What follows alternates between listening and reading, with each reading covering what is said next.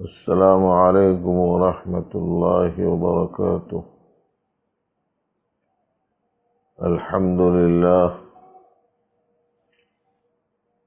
الحمد لله وحده، والصلاة والسلام على من لا نبي بعده. أما بعد، أعوذ بالله من الشيطان الرجيم. بسم الله الرحمن الرحيم. واعبد ربك حتى يأتيك اليقين. وقال سبحانه وتعالى: فاستقم كما أمرت. وقال تعالى: إن الذين قالوا ربنا الله ثم استقاموا تتنزل عليهم الملائكة ولا تخافوا ولا تحزنوا وأبشروا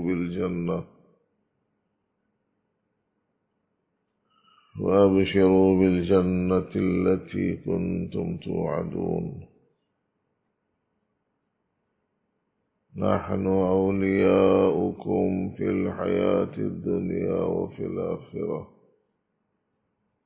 ولكم فيها ما تشتهي أنفسكم ولكم فيها ما تدعون، نزلا من غفور رحيم. صدق الله العلي العظيم. معزز سامعین، محترم خواتین، رمضان المبارک کے ان آخری ایام میں دو تین بنیادی باتوں کی طرف آپ کی توجہ مبذول کرانا ہے۔ ان میں سے ایک یہ ہے کہ دنیا میں دو قسم کے لوگ ہوتے ہیں۔ ایک قسم وہ ہے جو کسی غرض کی وجہ سے کسی سے تعلق رکھتی ہے، اور دوسری قسم وہ ہے جو محض خالص محبت کی وجہ سے اس سے تعلق رکھتی ہے۔ جیسے آپ دیکھیں گے کہ بہت سے لوگ بہت سوں کے پاس آتے ہیں، ان کا پاس آنا عام طور پر کسی نہ کسی غرض سے متعلق ہوتا ہے کہ صاحب بیمار ہیں، دعا کر دیجئے، کوئی دوا بتا دیجئے، یا کم از کم کوئی حکیم کی نشاندہی کر دیجئے۔ صاحب پریشان ہیں، کچھ امداد کر دیجئے۔ بے روزگاری ہے، کوئی نسخہ دے دیجئے۔ گھر میں جھگڑے ہیں، اس کے خاتمے کے لیے کوئی وظیفہ دے دیجئے۔ دشمن بہت ہو گئے ہیں، حفاظت کے واسطے کیا پڑھنا بتا دیجئے۔ بچہ پیدا ہوا، دعا کے لیے، تحریک کے لیے آگے۔ بچہ پیدا ہوا، نام پوچھنے کے مقصد سے آگے۔ خواب پڑ گیا، تعبیر دریافت کرنے کی نیت سے آگے۔ مہینوں خواب نہیں پڑا، نہیں آئے۔ اولاد نہیں ہوئی، نہیں آئے۔ بیمار نہیں پڑے، نہیں آئے۔ محتاجی نہیں آئی، نہیں آئے۔ تو اس کا مطلب یہ ہوا کہ وہ جو آنا ہوا وہ اغراض کے تحت میں ہوا، کہ غرض ہے اس واسطے آیا۔ تو ایک تعلق والے ایسے ہوتے ہیں، اور ایک تعلق والے وہ ہوتے ہیں جو صرف محبت والے ہوتے ہیں، کوئی غرض نہیں ہوتی ان کی، بس محبت ہے، کیسے آنا ہوا کچھ نہیں حضرت، بس تعلق ہے، ملاقات کے مقصد سے آ گیا، کوئی غرض نہیں ہے، بس آؤں دیکھوں چلا جاؤں، بس کوئی دوسری غرض نہیں۔ تو یہ دو قسم کے تعلقات ہوتے ہیں لوگوں کے، سمجھانے کے واسطے مثال دیا میں۔ تو اب ہمارے سامعین کرام سے یہ دریافت کرنا ہے کہ ہمارا جو اللہ جل شانہ سے تعلق ہے وہ کسی غرض کی وجہ سے ہے کہ محبت کی وجہ سے؟ کس وجہ سے ہے ہمارا تعلق؟ اب بہت سارے لوگ مثال کے طور پر رمضان المبارک میں زکوٰۃ نکالتے، یہ جو زکوٰۃ نکالے یہ اللہ کی محبت کی وجہ سے نکالے یا اس ڈر سے نکالے کہ زکوٰۃ نہیں نکالے تو جتنی زکوٰۃ ہے اس سے زیادہ بیماریوں میں نکل جاتا؟ تو اب یہ جو نکالے گھٹیا مقصد ہے اس کا، کوئی بڑا مقصد نہیں۔ یا یہ کہ کسی مولوی نے ڈرا دیا کہ اگر زکوٰۃ نہیں نکالیں گے تو سانپ بن جائے گا مال تمہارا، اور وہ لپٹ کے ڈسے گا اور کہے گا میں تیرا مال ہوں، میں تیرا خزانہ ہوں۔ کہاں کی مصیبت لگا لینا بھائی، نکال دو، اس واسطے نکال دی۔ یا کسی نے نکالا تو اس واسطے نکالا کہ زکوٰۃ نکالے تو پیسوں میں بڑھوتری ہوتی، تو اس کا مطلب یہ ہوا کہ اس میں بھی اس کا کنیکشن محبت والا وہ پیسوں سے ہی ہے۔ اللہ سے محبت کی بنیاد پر نکالنا، اور اللہ جل شانہ کو ایسے بندے بہت پسندیدہ ہیں جو اللہ سے محبت رکھتے ہوں، اور محبت ہی ان کی ہر چیز کا محرک ہو، اللہ کی محبت کی وجہ سے ہر کام کرتے۔ الذین آمنوا اشد حبا للہ کا مصداق بنے ہوئے ہوتے ہیں۔ اللہ نے ایسے بندوں کے پسندیدہ ہونے کا تذکرہ قرآن پاک میں کچھ اس انداز سے کیا ہے کہ اگر تم روگردانی کرو گے تو اللہ تبارک و تعالیٰ کچھ ایسے لوگوں کو پیدا کریں گے یحبہم و یحبون، اللہ ان سے محبت کرے گا، وہ اللہ سے محبت کریں گے۔ نبی رحمت صلی اللہ علیہ وسلم کو سب سے زیادہ یہی چیز پسند آتی تھی کہ بس پروردگار عالم راضی رہیں، وہ محبت کا تقاضا ہوتا ہے۔ کیا ہو رہا ہے کیا نہیں ہو رہا ہے، حالات موافق ہیں مخالف ہیں، لوگ دوستی کر رہے ہیں کہ دشمنی کر رہے ہیں، لوگ پھول برسا رہے ہیں کہ پتھر برسا رہے ہیں، اس سے بحث نہیں تھی۔ پتھر برسے خون بہا تو آپ نے فرمایا آپ راضی ہے، اللہ تو اس کی کوئی پرواہ نہیں۔ اور کیوں نہ کریں ہم لوگ محبت اللہ سے، سب کچھ ان کا دیا ہوا ہے،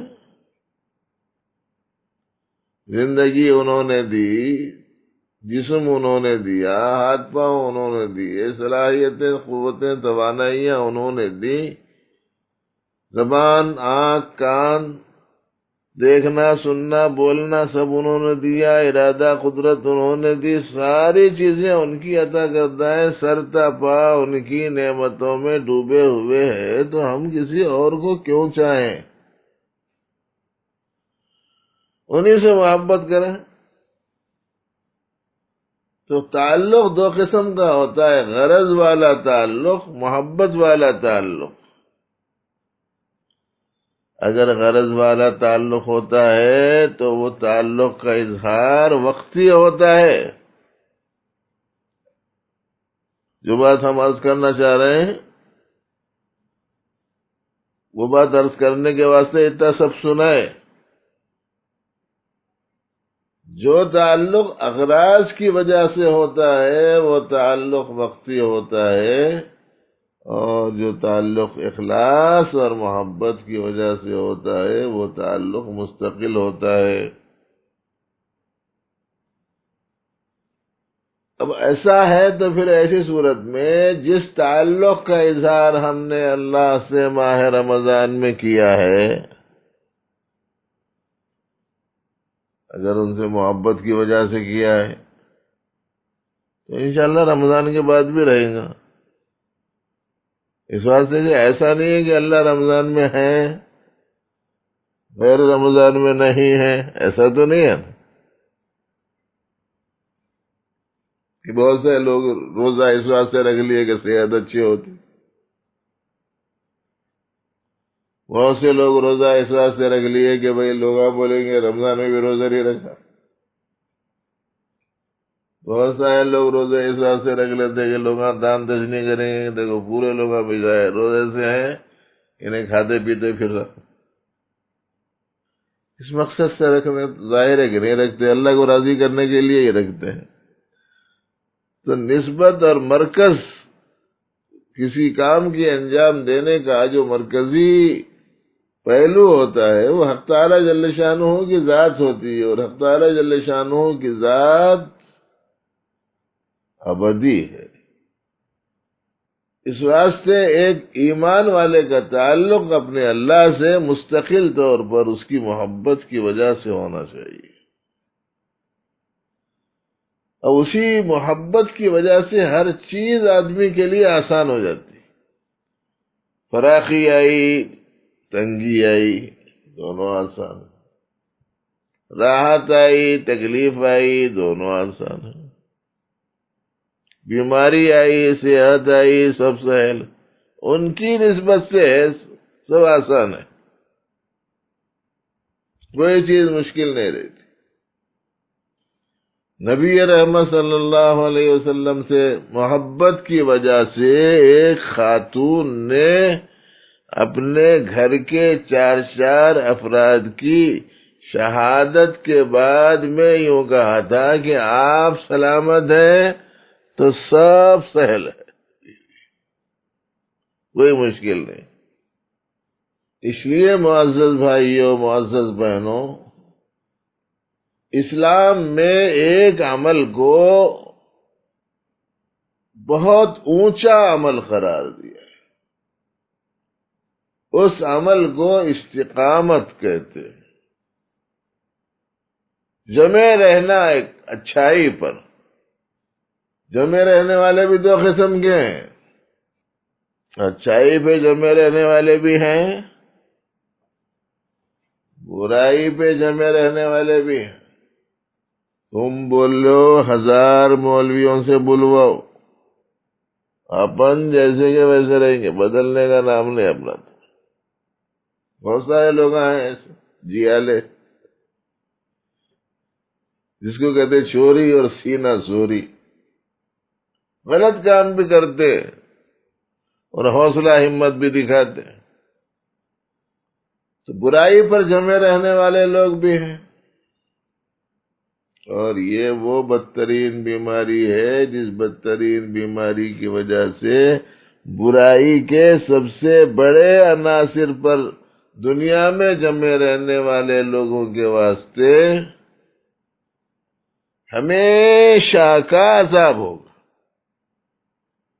برائی کے سب سے بڑے عناصر پر جمع رہنے والے لوگوں کے لیے. یہ جملہ میں سمجھتا ہوں کہ ہمارے یہ انجینئرنگ کے بچوں کو سمجھ میں نہیں آیا ہوگا. برائیوں کی قسمیں ہیں، جیسے آپ لاک ڈاؤن کی خلاف ورزی کریں، کہیں چلے گئے سمجھو، یہ بھی غلطی ہے. ماسک نہیں پہنے، یہ بھی غلطی ہے. 4-6 مل کے گئے ایک ساتھ، یہ بھی غلطی ہے. لیکن حکومت کے خلاف بغاوت کر دی، یہ بھی غلطی ہے. تو یہ جرائم میں بڑے جرائم میں سے سب سے بڑے جرائم، سب سے بڑا عنصر ہے جرائم کا بغاوت۔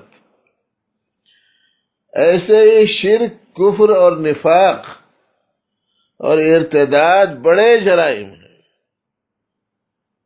جو ان پر جمے رہے گا ہمیشہ کے واسطے سزا اسے ملتی رہے گی، اس واسطے کہ وہ جمے رہنے کا اس کا قطعی فیصلہ تھا۔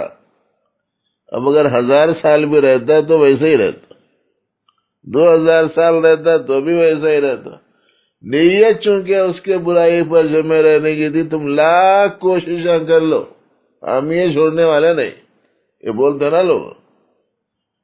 تو ایسی صورت میں اس کا ارادہ چونکہ مستقل برائی پر جمے رہنے کا ہے، اس کی بنا پر جب سزا ملے گی تو سزا بھی مستقل ملے گی۔ خیر، ہم یہ عرض کر رہے ہیں کہ برائی پر جمے رہنے والے لوگ بھی ہیں، بھلائی پر جمے رہنے والے لوگ بھی۔ اسلام میں بھلائی پر جمے رہنے والے عمل کو تمام عملوں میں بہترین عمل قرار دیا۔ خیر الاعمال ادومها او کما قال، تمام اعمال میں سب سے بہترین عمل وہ ہے جو مستقل ہو، مداومت کے ساتھ، اور بہت بڑا عمل ہے یہ۔ الاستقامہ خیر من 1000 کرامہ، استقامت جو ہے وہ 1000 کرامتوں سے بہتر۔ اور اس کی تلقین تو ایک مرتبہ ایک چور نے بھی کی تھی۔ حضرت سیدنا امام احمد ابن حنبل رحمۃ اللہ علیہ جب جیل میں ڈالے گئے ایک اسلامی مسئلے پر، وقت کے فرما رواؤں کے خلاف میں حق گوئی کے نتیجے میں ان کو جیل میں ڈالا گیا۔ اللہ کے کلام اور قرآن پاک کے بارے میں جو مسئلے زیر بحث تھے، تو جس جیل میں ڈالے تھے اس جیل میں ایک چور بھی تھا، جو ایک مرتبہ چوری کرا تھا تو ایک ہاتھ کٹا تھا، دوسری مرتبہ چوری کرتا تھا تو تو ایک پاؤں کٹا تھا، اور تیسری مرتبہ چوری کیا تھا تو ایک ہاتھ کٹا تھا۔ ایسا کئی 2-3 مرتبہ جیل میں آیا تھا اسی جرم کی سزا میں۔ اب یہ جا رہے تھے سیدنا امام احمد بن حنبل رحمۃ اللہ علیہ بادشاہ کے دربار میں فیصلہ سننے کے لیے اور اظہار رائے کے لیے مسئلے کے بارے میں، تو چور آ کے بولا کرتے، دیکھو میں برائی پہ ڈٹا ہوا ہوں، چھوڑا نہیں میں، آپ تو حق پہ ہیں، کہیں ایسا نہ ہو کہ آپ کے قدم پھسل جائے۔ تو اس لیے معزز بھائی اور بہنوں، اللہ جل شانہ سے محبت کی بنیاد پر ہمارا ہر عمل ہو، اور جب ان کی محبت کی بنیاد پر ہوگا تو انشاءاللہ العزیز ہر اچھا عمل ہماری زندگی میں مستقل رہے گا احکام کی اعتبار سے۔ مثلا روزہ اچھا عمل ہے، مگر عید کے دن روزہ اچھا عمل نہیں ہے، تو احکام کے اعتبار سے تعلق رہے گا۔ تو استقامت رمضان میں سیدھے رہے، غیر رمضان میں بھی سیدھے رہنے کا اہتمام ہو۔ سال کے 11 مہینے آدمی سیدھا رہے، رمضان المبارک کی برکات کا ظہور ہو اس سے۔ دوسری بات آج کی اس موقع پر یہ عرض کرنی ہے کہ روزہ میں ہم لوگ کھانا پینا چھوڑ دیتے ہیں، یہ ایک قسم ہے روزے کی۔ اور دوسری قسم یہ ہے کہ اس چھوڑنے کے ساتھ ساتھ اندرون میں پائے جانے والے جو برے جذبات ہیں، خراب خواہشات ہیں، ناجائز مرغوبات ہیں، ان کو بھی چھوڑ دیں، اور اس کے ساتھ ساتھ آپ کی فہم کے اعتبار سے اپنے اندرون میں جو ذرا میں پناہ رہتا وہ چھوڑ دیں۔ روزہ اگر مکمل کرنا ہے تو اسی کو بزرگوں نے تن کا روزہ، من کا روزہ بول کے بولے تھے۔ کھانا پینا تو چھوڑ دے رہے، لیکن اندرون میں ساری بری رغبتیں، ساری خلاف شرع چیزوں کی خواہشیں وہ پکڑے ہوئے، وہ چھوڑنے کا نام نہیں۔ ہر وہ چیز جو اللہ کو ناپسند ہے اسے چھوڑ دو، اس کی محبت کی وجہ سے۔ اور ہم لوگ تو یہ دیکھ رہے ہیں کہ صاحب لوگ کسی کی محبت میں گرفتار ہو رہے تو اماں بابا کو چھوڑنا پڑا تو چھوڑ دے رہے، گھر کو چھوڑنا پڑا تو چھوڑ دے رہے، مقام کو چھوڑ دینا پڑا تو چھوڑ دے رہے۔ اس کا نام رکھے محبت۔ محبت نہیں ہے، وہ ہوس ہے، نام اس کو دے دیا، اس کا غلبہ اس درجے ہوا، خاندان سے بے تعلق ہو گئے، اپنی بستی چھوڑ کے چلے گئے، ادھر سے بچہ بھاگ گیا، ادھر سے بچی بھاگ گئی۔ تو محبت کے نام پہ لوگ جو ہے یہ سب چیزیں چھوڑ دے رہے ہیں، اور ہم لوگ اللہ سے محبت کی بنیاد پر اللہ کو ناپسند چیزیں کیوں نہیں چھوڑتے؟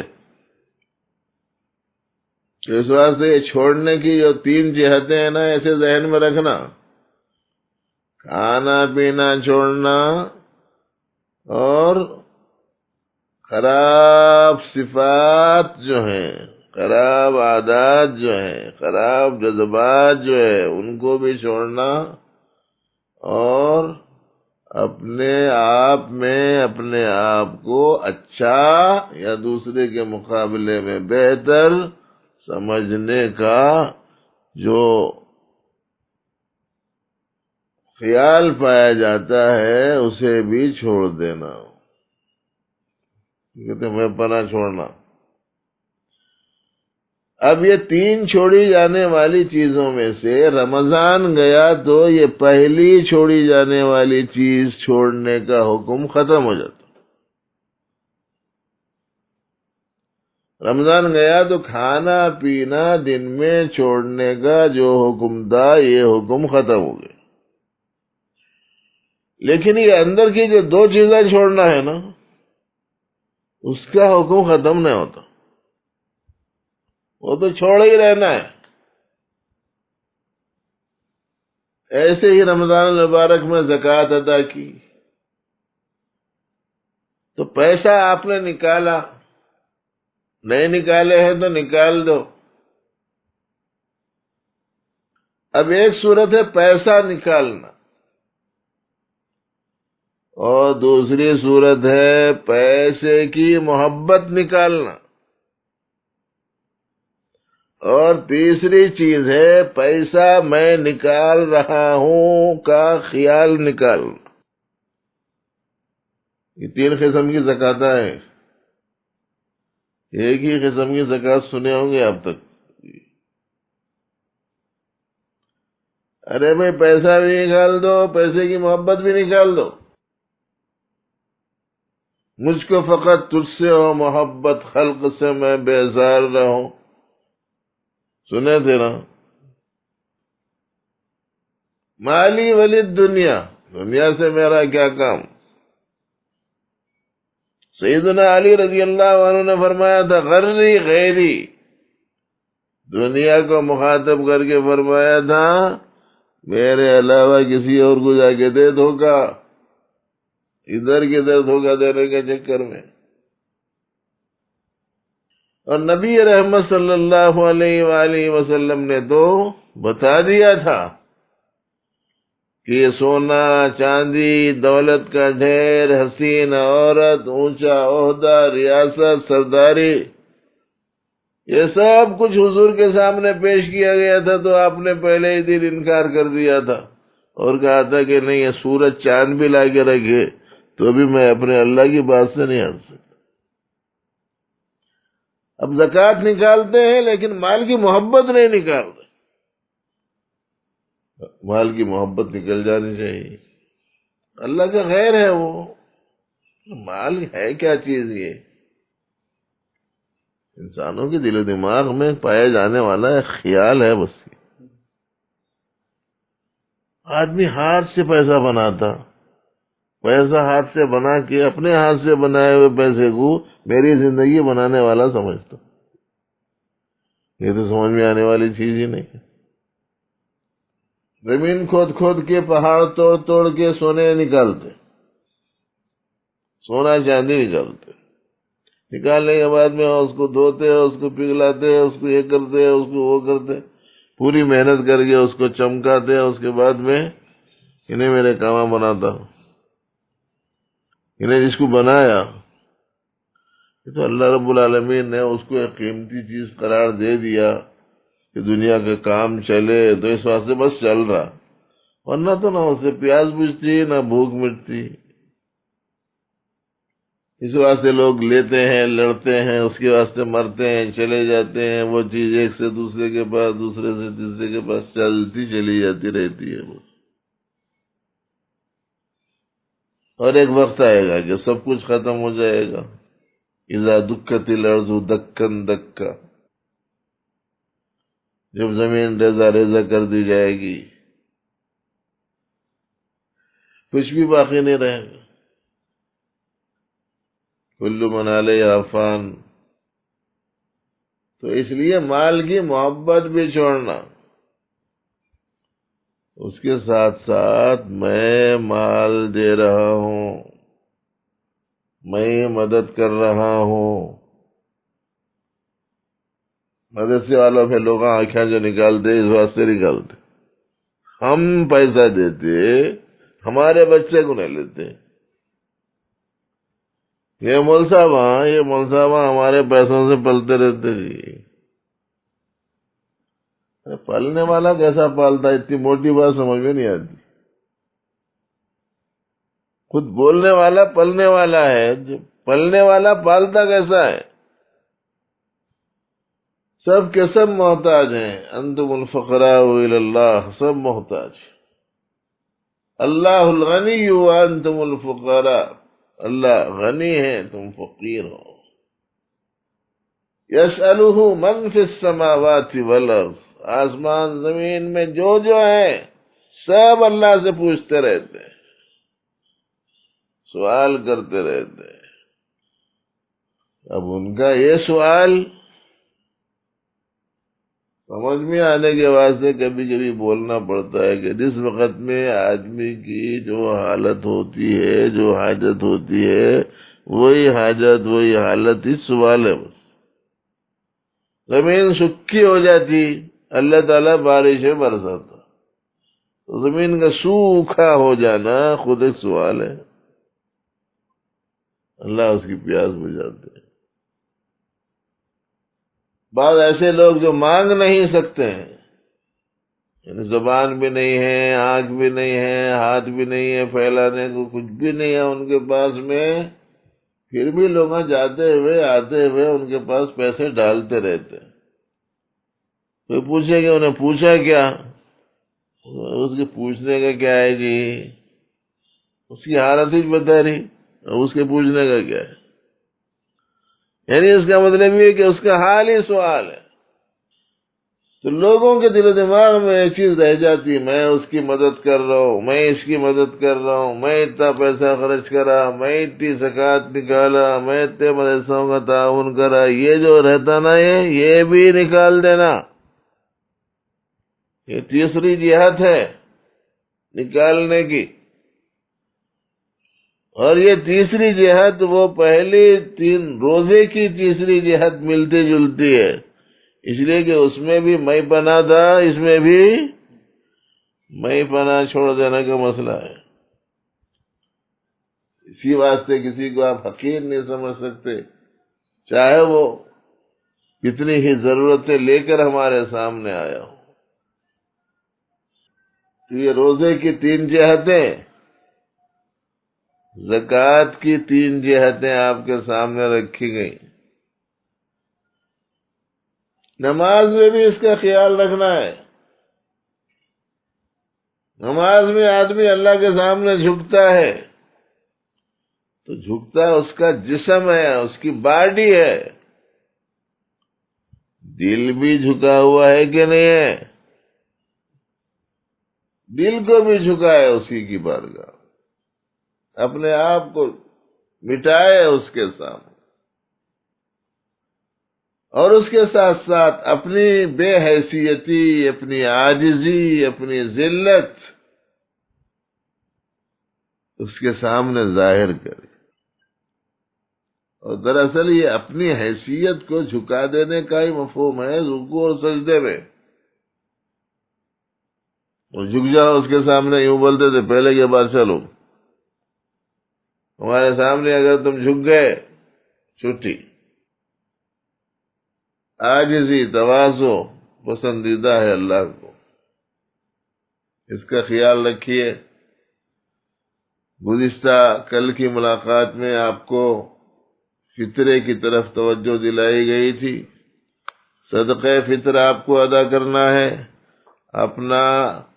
اپنے گھر کے بچوں کا، نابالغ خاص طور سے،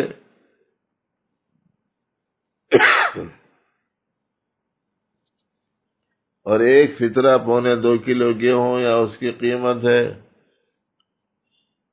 گھر میں 10 ہوں، 15 ہوں، 8 ہوں، 5 ہوں، سب کا حساب کر کے الگ الگ نکالنا.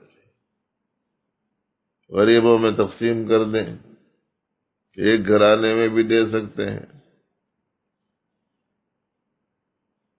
اس کی قیمت معلوم کر لیں بازار سے، تو 50-60 روپے کے آس پاس ہوتی ہوگی. پھر بھی آپ اپنے محلے کی دکانوں میں معلوم کر لیں اوسط قسم کا جو گیہوں ہے اس کے 1.25 کلو کی کیا قیمت ہو سکتی ہے. تیسری چیز نماز عید کا مسئلہ ہے. نماز عید گھروں میں ادا کرنا ہے. اگر مسجدوں میں جانے کی یا عیدگاہوں میں جانے کی اجازت نہ ملے، آج کے اخبار کے حساب سے تو مسجد میں 5 آدمیوں کو عید کی نماز پڑھنے کی اجازت ہے، ایسا ہی اعلان ہے. لیکن یہ ہے کہ اگر کھلی اجازت مل جائے تو ٹھیک ہے، نہ ملے تو اپنے گھروں میں پڑھیں گے. جہاں جس گھر میں 4 مرد آدمی ہوں اس گھر میں نماز عید بھی جماعت سے ادا کی جا سکتی ہے. باقی 4 سے کم ہو تو پھر نماز عید نہیں ہوگی. ایسے گھرانوں میں نماز چاشت پڑھ لینا چاہیے. شکرانے کی نماز پڑھ لیں، چاشت کی نماز پڑھ لیں. اب گھر میں اگر نماز عید ہو رہی ہو، گھر کے لوگ ہی، گھر کا مردانہ ہی نماز عید پڑھا رہا ہو، تو ایسی صورت میں عورتیں اس میں شریک ہونا چاہیں تو ہو سکتی.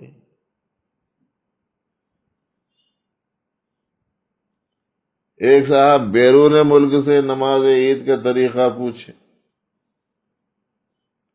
اب ممکن ہے کہ بیچاروں کا تعلق ہوگا، اس واسطے وہاں سے انہوں نے میرے پاس فون کر دیا کہ صاحب نماز عید کا کیا طریقہ ہے.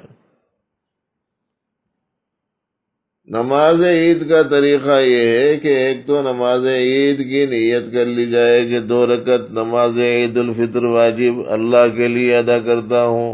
یہ نیت رہنا، زبان سے بولنا ضروری نہیں ہے. عید الفطر کی نماز واجب ہے، وہ 2 رکعت ہے،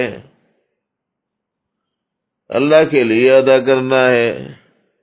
تو 2 رکعت نماز عید الفطر واجب، اے اللہ آپ کی خوشنودی اور رضا کے حاصل کرنے کی نیت سے ادا کرتا ہوں.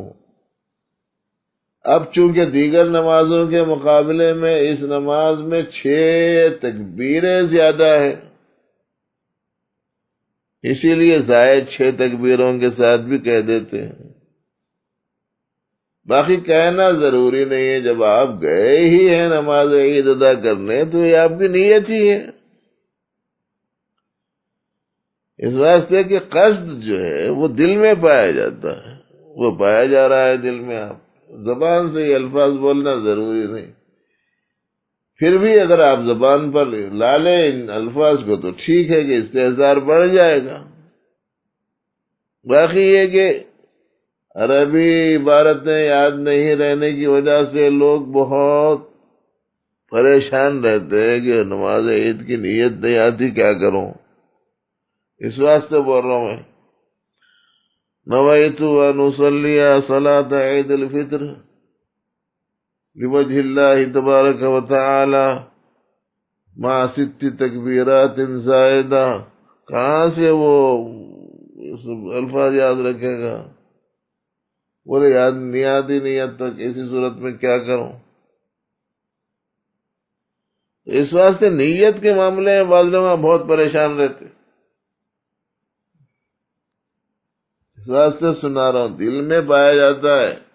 کہاں جا رہے ہیں؟ بولے تو بولے نماز عید کو جا رہا ہوں، عید کی نماز پڑھنے جا رہا ہوں، عید کی نماز پڑھنے جا رہا ہوں۔ 50 آدمیوں کو بول لے کے آیا، پھر اس کے بعد میں عید کی نماز کی نیت کیا ہے بول کے پوچھتا۔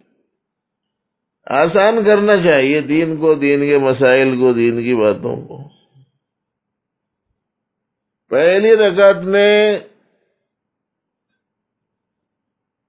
سورہ فاتحہ شروع کرنے سے پہلے تکبیر تحریمہ کے بعد 3 تکبیریں کہنا، اور دوسری رکعت میں سورہ فاتحہ اور ضم سورت کے بعد رکوع کی تکبیر کہنے سے پہلے 3 تکبیریں کہنا۔ باقی کی نماز جیسی کہ ویسی، سال تمام جو نماز پڑھے ویسی نماز، خالی 3 تکبیریں زیادہ ہیں۔ نماز کے بعد میں خطبہ بھی ہے، جمعہ کا خطبہ تو ضروری ہے جو نماز جمعہ سے پہلے ہوتا ہے۔ عید کا خطبہ عید کی نماز کے بعد ہوتا ہے، جسے علماء کرام نے سنت بتایا، اور خطبہ نہیں یاد ہے کیا کرنا، اس میں ہی پریشان رہتے لوگ۔ سورہ فاتحہ پڑھنے سے خطبہ ادا ہو جاتا، سبحان ربک رب العزت عما یصفون وسلام علی المرسلین والحمد للہ رب العالمین بولے تو خطبہ ادا ہو جاتا۔ الحمد للہ رب العالمین اللہم صلی علی محمد وعلی آل محمد وبارک وسلم بول کے درود شریف پڑھ دیے، الحمدللہ پڑھ دیے، خطبہ ادا ہو جاتا۔ کلمہ شہادت پڑھ دیے، الحمدللہ کہو، والصلاة والسلام علی رسول اللہ کہو، اشہد ان لا الہ الا اللہ واشہد ان محمدا عبدہ ورسولہ کہو، سبحان ربک رب العزت عما یصفون وسلام علی المرسلین والحمد للہ رب العالمین بولے تو خطبہ ہو گیا۔ اب اس کے بعد 6 روزوں کا مسئلہ ہے شوال کے۔ شوال کے 6 روزے اگر رکھ لیے، عید کے دن تو آپ کو نہیں رکھنا ہے، اس کے بعد 6 روزے اگر آپ رکھ لیے تو سال تمام روزے رکھنے کے برابر ثواب انشاءاللہ ملے گا۔ اور چونکہ 1 مہینے بھر سے عادت ہے روزہ رکھنے کی، تو میں سمجھتا ہوں کہ وہ رکھ لینا آسان بھی ہے، ورنہ تو روزہ یہ تو اللہ کا کرم ہے، احسان ہے، فضل ہے، مولا تعالیٰ کا، آسان کر دیتے روزے کو، مہینے بھر کے روزے رکھ لیتے اطمینان سے۔ باقی رمضان جانے کے بعد ایک روزہ رکھنا مشکل ہو جاتا، مہینوں گزر جاتا۔ تو یہ 2-3 باتیں آپ کے سامنے اس موقع پر رکھی گئیں۔ اب رہ جاتا ہے مسئلہ اتوار کے دن مجلس کے ہونے نہیں ہونے کا، تو اس کی بنا پر اب وہ چاند ہو یا نہ ہو، مسئلہ قطعیت کے ساتھ بولا نہیں جا سکتا، اس واسطے کہ ہم کو جو حکم ہے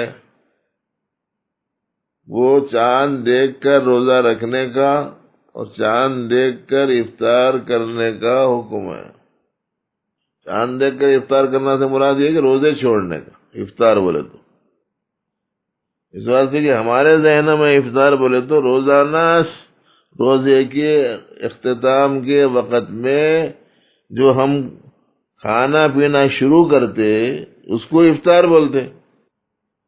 تو حدیث میں آتا ہے کہ چاند دیکھ کر روزہ رکھو، چاند دیکھ کر افطار کرو، صوموا لرؤیتہ وافطروا لرؤیتہ، روزہ رکھو چاند دیکھ کر اور افطار کرو چاند دیکھ کر۔